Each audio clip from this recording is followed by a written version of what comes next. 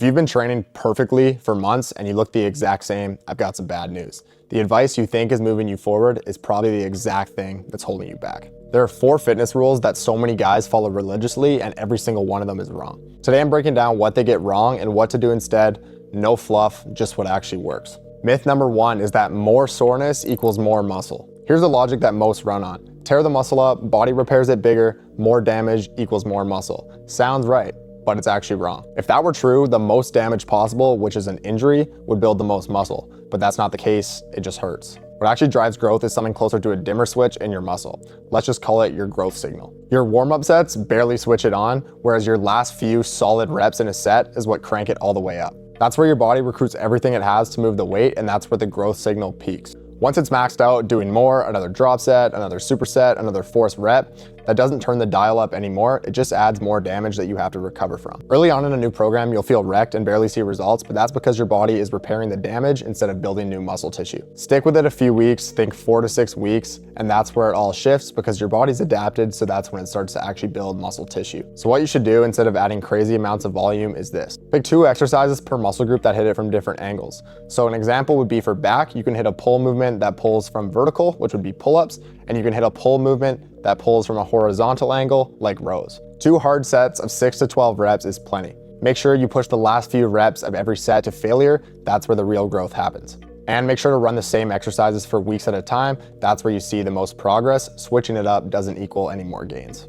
Myth number 2 is that slow and controlled reps are always better. If you can voluntarily slow down the lifting portion of the reps, that's a sign that the weight might be too light. You're just pre-tiring yourself to make the last few reps feel harder when you could have just used a heavier weight and gotten there faster. Now don't get me wrong, slowing down movements has its place. Maybe you're rehabbing an injury, maybe you're learning a new movement, maybe you're an athlete in a tissue remodeling phase, maybe you're stuck at a hotel gym that only has light dumbbells, but as a default strategy, it's not necessary. Same goes for the lowering portion. You'll hear that the eccentric builds more muscle, so you'll crawl your way through it. But what the actual research says is that tempo on its own doesn't matter that much. What matters is whether you're loading that portion heavy enough to make it count, not whether you spend 6 seconds versus 2 seconds getting there. So what you should do instead is lift at a natural and controlled pace. Don't force a slow tempo if there's no specific reason to. Save deliberately slow reps for learning new exercises or working around pain, or if you're in a specific training block, and focus your mental energy on effort, not just counting the seconds. Myth number 3 is that perfect form exists. There's no universal correct technique that works for everybody. Your limb lengths, your joint structure, your mobility, everything's different from one guy to the next, even if you're the same height or age. Someone with long femurs squatting with a high bar and a narrow stance might fold forward, putting the load onto their lower back. Whereas if you widen their stance, maybe raise the heels,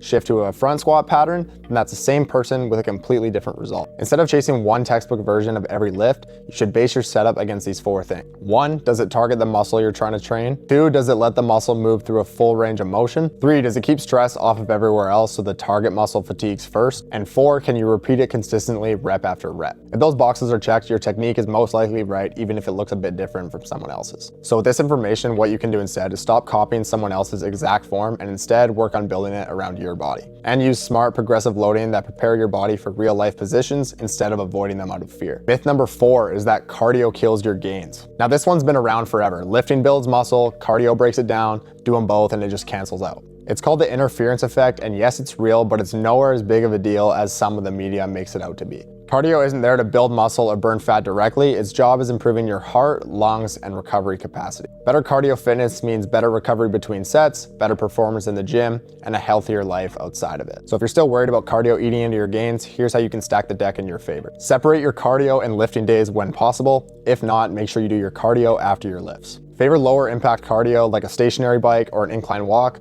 over high intensity cardio like running if muscle building is your main priority. Track your lifting numbers over time. If they start to slide downward consistently, then that may mean you're overdoing it on the cardio side of things. And lastly, a little bonus myth: if you didn't add weights or reps, you didn't progress. This is the one that makes guys quit programs that are actually working. The real order of operations: you don't add weight to build muscle. You build muscle and then you're able to add weight. Progressive overload isn't something you force every single session. It's a result of adaptation. Some weeks maybe you'll add a rep, other weeks maybe you won't move the needle at all on paper, but you're still building. Even repeating the exact same weight and reps 2 weeks in a row produces some growth. Just a smaller amount than the week before, And listen, that's normal, that's not failure. So what you could do is use a rep range like 6 to 10 instead of chasing one fixed number. Add a rep each session until you get to the top of the range, and then bump the weight and move back to the bottom. If a week feels stagnant, don't panic and switch programs. Consistency is the program working, not failing. If you've been training hard but spinning your wheels, it's probably not your effort. It might just be one of these 4 things. Now, if you feel like you're in this spot, stuck, or spinning your wheels, I have a link down in the description for a free one-on-one fitness strategy call. On there, we can discuss exactly what's holding you back and come up with a plan that fits you, your goals, your lifestyle, and get you where you want to be. No pressure, just a solid chat, and you'll leave with a plan regardless. If this helped you at all, make sure to drop a like and subscribe so you don't miss out on the next one. Hope this helped, and I'll see you next time.